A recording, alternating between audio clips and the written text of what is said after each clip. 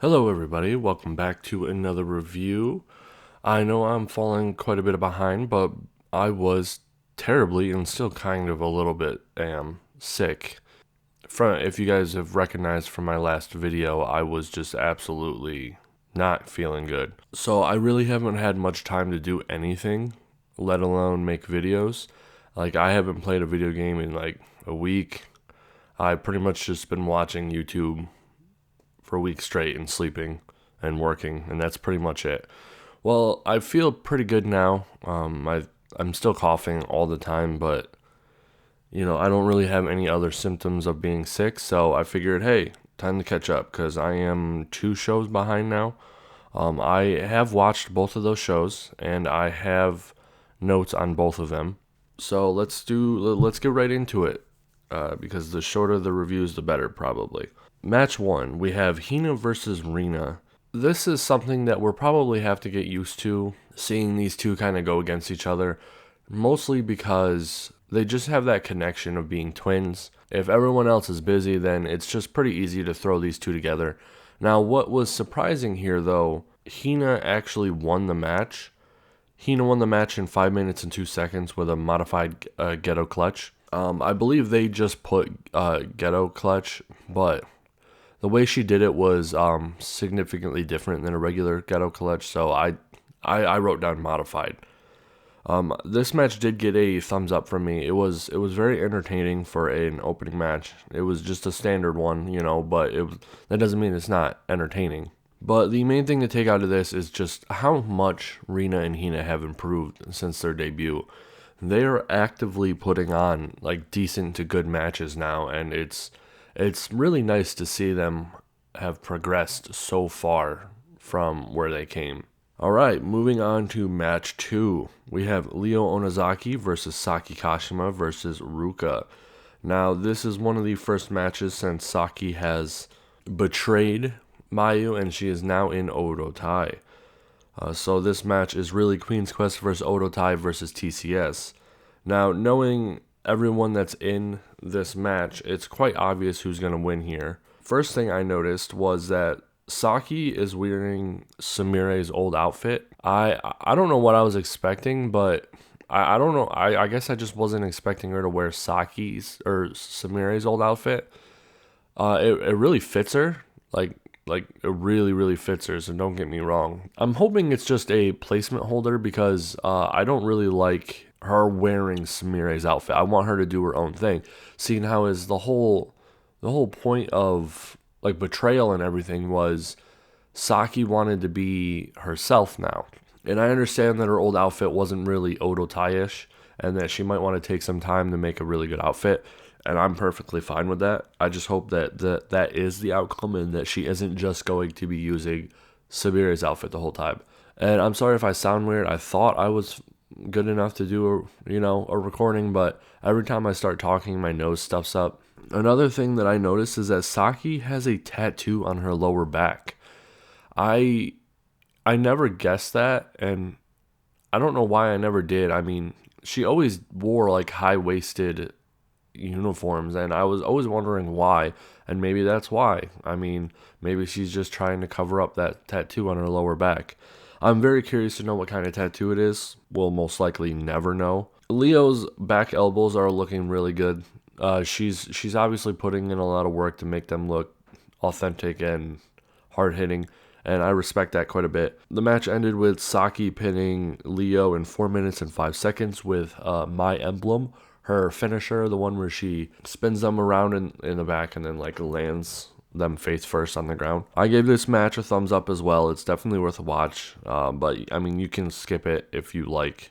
It doesn't really serve any purpose other than to show Saki as Odotai for the first time. Match 3, we have B. Priestley, Jamie Hayter, and Zoey Sky versus Leila, Hirsch, Konami, and Jungle Kiona.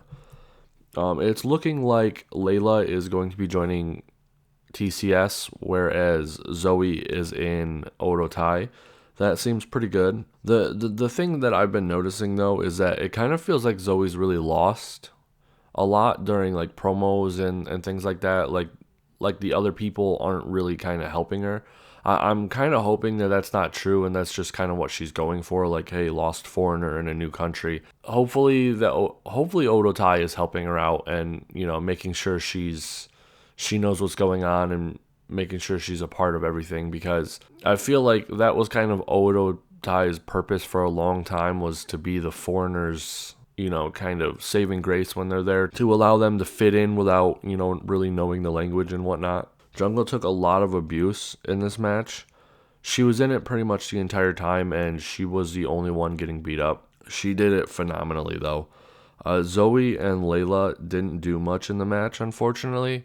They were just kind of there for the most part, and that's kind of what Zoey's been doing this whole time. I am a little bit disappointed in that, because Zoey is really good and she fits with the Stardom style quite a bit, but for some reason they've been just kind of having her on the back burner in all of these matches, and I'm curious to know why. Leila hit a springboard moonsault that was just freaking crazy. I was not expecting that whatsoever out of her. I know that she was doing moonsaults, but this one was insane. It was very fast and fluid. She just kind of like walked up there and then did it. Like, not even walked, even. You could probably describe it as ran. It was just a really nice thing to see, because right now the only person we have doing a real moonsault is Mayu. And Starlight Kid still hasn't done a top rope one. She has teased it once, but she never actually did it. Jamie and Jungle tussle afterwards. I never really saw them as kind of enemies. Like, I get that they have a tag match coming up, but it just seems weird that only one person would be interested in it so much that they would tussle while the other teammates are just kind of like chilling in the background. I don't know. It just didn't make much sense to me, because Jamie and Jungle really don't have any kind of history together as far as I remember. I mean, sure, they probably had matches, but if anybody should be scuffling, it should be like Jamie and B. Or not Jamie and B, Jungle and B, because I believe Jungle did attempt to get the red belt once. I gave this match a star, and it ends with Leila pinning Zoey in 8 minutes and 29 seconds with her moonsault. It was a very, very good match. It was a great match. I don't know. Going into this show, I wasn't really expecting too much, especially after the last show, because I was so sick and whatnot. But this show was at a special arena. It's not like this huge arena or anything, but I believe it's one that has a lot of history and or renown around it. So it's called the KFC Ryogoku Sumo Hall or something like that. And I was thinking like, oh, this is a special thing. Like, this is even one of the places they announced that they were going to be wrestling when Bushiroad took over. So it's obviously some kind of like special place in Japan. And I was really hoping that meant that they were going to put on some bangers. And they did. They didn't put on anything like too special. Like, there are no flames in this one, but there are a lot of stars. So moving on to match 4, we have Kagetsu, Martina, Natsuko Tora, and Natsu Sumire versus Saya Kamitani, Tam Nakano, Itsuki Hoshino, and Saya Ida. This match I wasn't really looking forward to in terms of entertainment in the other ones, because if you look at the roster, there's a lot of green people in here. Itsuki Hoshino, Kamitani, and then you have people who have kind of been getting on my nerves lately, like Martina. You just have people who aren't really that great at wrestling, like Sumire, who can entertain you in other ways. This match actually did really good. I gave it a star, which is not what I was expecting when going in here. This apparently is supposed to be like Kagetsu's last time wrestling in Odo Tai as a unit in Stardom. I know she wants to bring Odo Tai to her last show ever, which is going to be outside of Stardom. Apparently, this is going to be her last one in Stardom, because they named it literally like Kagetsu's last Odo Tai or whatever. First thing I noticed in this match was that Itsuki jumped wrong for Martina in one of the sequences. It's been too long since I've watched it for me to remember exactly what the sequence is right now. I was a little sick at the time too, if you guys remember. I can't really remember exactly what she did, but I do remember a part where Itsuki kind of didn't jump right for Martina, and that caused the move to look pretty bad and not go quite as smoothly.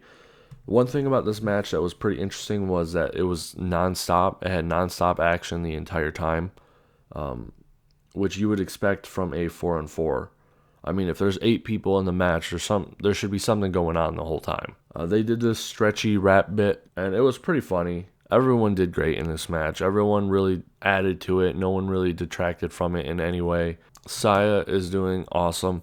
I had to think about who this was because when I write the notes to save time, I only use their first letter, and I forgot that there were 2 people in here that I had that have their names start with S.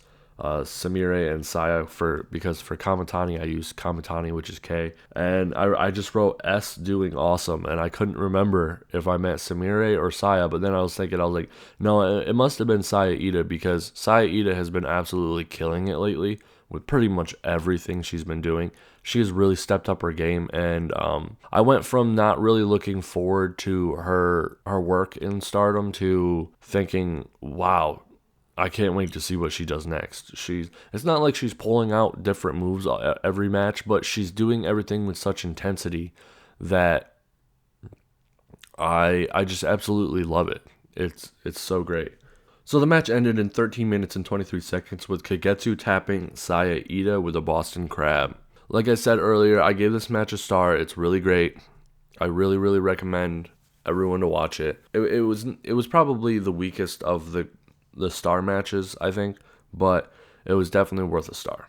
So, moving on to match 5, we have Julia and Miyagi, and Andres Miyagi, versus Hanakamura and Death Yamasan. This match I was really looking forward to, as you all know, because I am a huge Julia fan. There was this whole thing that everyone knew before the match even came out. I knew it before because I got spoiled. Was that Julia is starting a new unit, and she asked for a unit battle against TCS on the 19th for the Karakin Hall show. And that's why I was really looking forward to this, because I wanted to see how that whole interaction happened. Julia and Hana feud continues with some hair pulling. I like that they didn't just drop it. Like, I get that Hana's character is kind of like, I don't like you, but then once we fight it out, I can kind of respect you type thing. I like that, but I also like that you can't just drop, unfit feelings for someone like that so easily. So yeah, of course they're going to get into scuffles here and there. Sure, they might respect each other a little bit. Death Yamasan is just so over with the crowd. Anything she does, they absolutely love, and rightfully so. She's completely reinvented herself in Stardom and become a top name again. It's really nice to see because Kaori Yoneyama she deserves, the limelight right now. She's been in this business for a long time. She's, not getting very any younger. She's not old, but in Joshi standards, she could be considered old. Last time I checked, she was 35, so she's got to be at least 36 or 37 by now. Julia has a nice missile drop kick on Death here. I've noticed that Julia's missile drop kicks are slightly different than how everyone else does missile drop kicks in Stardom. Everyone else kind of does them in a kind of horizontal fashion where they're kind of 90 degrees to their opponent when they hit them. But Julia is much more angled down. And I don't know if that's just a stylistic preference thing that everyone kind of has different missile drop kicks, or if it's a kind of how you get taught type thing. Because there are a lot of things that Julia does that are just so different than how Stardom things does. She runs the ropes differently, and it's something I'm hoping she relearns, because I believe Stardom girls run the ropes probably the best in women's wrestling. From what I can see, they just got it down so perfectly. Not everyone, but most of them. And I would really love to see Julia kind of pick that up, because that is one of her worst aspects right now, is that she always looks like she's counting steps, and it's just something that she could really improve on. And you guys know me. I really love certain wrestlers, and I become huge fans, and I don't hide my bias. But you guys know that I try to stay, objectional on them. sure, I'll love matches with them in it more often and things like that. And it's clear that when Momo or Julia are in something, that I'm gonna love it because I like them so much. I also try to be critical of them in certain aspects. Like, I gave Momo a very low placement according to some people on my like top 10 overall wrestlers list. And I'm always saying things that Julia can improve on or that she's awkward on, to kind of trying to counterbalance my obvious bias towards them. And I just hope that that gives me some credibility. Because when I first started out, I saw people, making comments like, man, I knew I shouldn't have trusted your opinion because of blah, blah, blah, blah, blah. And like, you obviously really love Momo, so obviously you're going to blah, blah, blah, blah, blah, And I hope that kind of counterbalances a bit and kind of keeps things fresh and unpredictable. Like my top 10 overall wrestlers, a lot of people probably thought I was going to put Momo in, if not first, the top three. But she barely made the top 10, Anyway, so Julia has a lot to learn. She can be quite awkward in the ring, but I just really love her, and I think that's going to go away as time goes on, as she gets more used to the new Stardom wrestlers, the new Stardom ring, the new Stardom way of doing things. The match ends with Death Yamasan pinning Miyagi in 8 minutes and 15 seconds with the O'Connor roll. Now, I didn't know that that's what that move was called. I just knew that it was OP. Pretty much every single time Death uses it, it's just game over. And I love that. I think that's a really great thing because it allows Death to beat people and it makes Death a harder challenge to beat. And she deserves that kind of standing because she's been there for so long and she's put in the work and up until Death Yamasan, she was pretty much putting over like 12-year-olds in opening matches, so she's really stepped up her game. In terms of what Stardom will allow, not ability, she's always been this good. I gave this match a star, of course. Like I said, there's a lot of stars for this match. And at the end, Julia announces that she wants a unit battle against TCS and that she will be bringing friends. This has been a huge debate point for pretty much everyone online that watches Stardom for a long, long time. Everyone's trying to guess who the new people are. The biggest guess for a lot of people was Sayuri Ano, because she had become a freelancer recently, and that's pretty much it. Just her becoming a freelancer recently, having wrestled at Stardom before, kind of makes everyone think, oh, that's the obvious choice. But because of things that went on recently, the fact that she's already booked for like an event, like on the same day as the show on the 19th, and with the distance and how long it would take to travel, it's technically possible she could do the event and then go to Stardom show, or vice versa. I think it's the events before Stardom's show. So it's technically possible that she could do both. She would be cutting it very short. Like very, very, very short. It would be like a Hardy's type thing where they would get there right as it's happening. So I pretty much have counted her out of speculation, and we already know who one of the partners is because the match was announced with Julia and two X's. So like two blacked out figures with X's on their names instead of, a name. We've already found out who one of the persons are. It's Micah from Just Tap Out. She's kind of like Utami's rival. She just recently had a Future of Stardom title match against her, which I'm not going to be reviewing for multiple reasons. One, it's not a Stardom show, and two, it's just a singular match. If you want to know my quick opinion on it, it was all right. I made a tweet about it. It was a decent match. Neither one of them is good enough to carry a match like that. For the most part, it was entertaining. Micah's pretty decent. She's pretty good for her skill level. She just debuted a little while ago, and she's already showing some quite promising talent. So the second person, a lot of people are thinking that it's probably going to be Miyagi, but just repackaged in a new like gimmick or persona or whatnot.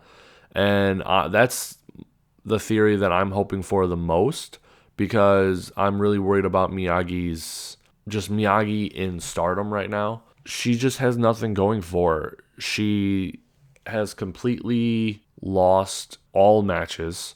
She's got kicked to the curb by Julia recently, and she deleted her Twitter, all of that stuff. So it's like I'm really hoping that this is like a storyline and that she is revamping her gimmick and she's gonna come back as like something new, and that she's going to be the third person in the team or the second partner. It makes me very wary because if that's not the case, then most likely she could just be leaving Stardom, which is gonna suck. Because as you guys know, I really like Miyagi. I saw a lot of promise in her. I think she has the potential to be one of the best wrestlers in Stardom in a couple of years. If she's gonna leave, that's gonna ruin everything. I hate that so much. I really, really hope that I'm wrong and that she is the third person or the second person. And even if she isn't, I hope that that doesn't mean that she's basically leaving Stardom. So let's go into the last match, match 6. We have Momo Watanabe, Utami Hayashishita, and Azumi versus Mayu Iwatani, Arisa Hoshiki, and Starlight Kid. At first, I didn't really see the point of the match. I thought, like, what's the point of this? But then I realized there's actually a lot of connections here in story. I mean, Momo's going after Mayu's red belt, Utami's going after Arisa's white belt, and Azumi and Starlight Kid are pretty much eternal rivals, so all of this makes a lot of sense. The match started off really strong with Azumi and Starlight Kid, as always. They pretty much killed it. Anytime these two are in the ring together, it's just pure magic. Momo enjoys beating up the underage people way too much. You could see it on her face. She loves, giving them extra hard kicks to kind of get them used to it. It's pretty interesting. I always wonder because Momo is such a natural kind of baby face. If you think about it, the way that she can get people support, even though she's a little bigger than most of the other wrestlers, but she's very cute and she's got that phenomenal smile, that phenomenal smile that everyone just freaking melts for, myself included. But at the same time, she's a sadistic devil who loves hurting people and beating people up. So it's very interesting to see Momo as a character because there's so many dynamic levels to it. Like real people like that, and that's why I like Stardom, is that everyone just feels like a real person. Mayu feels like an idiot who's really good at wrestling. Saki's whole thing where she was just pretending and trying to be a better person, but that's not who she is. She's a country bumpkin and she's a bad girl. There's just so much to learn about all of these characters that it makes you want to keep watching. I wrote Azumi plus Arisa crazy submission. Now, I'm assuming this means Azumi put Arisa in a crazy submission. I need to come up with better ways to write this out.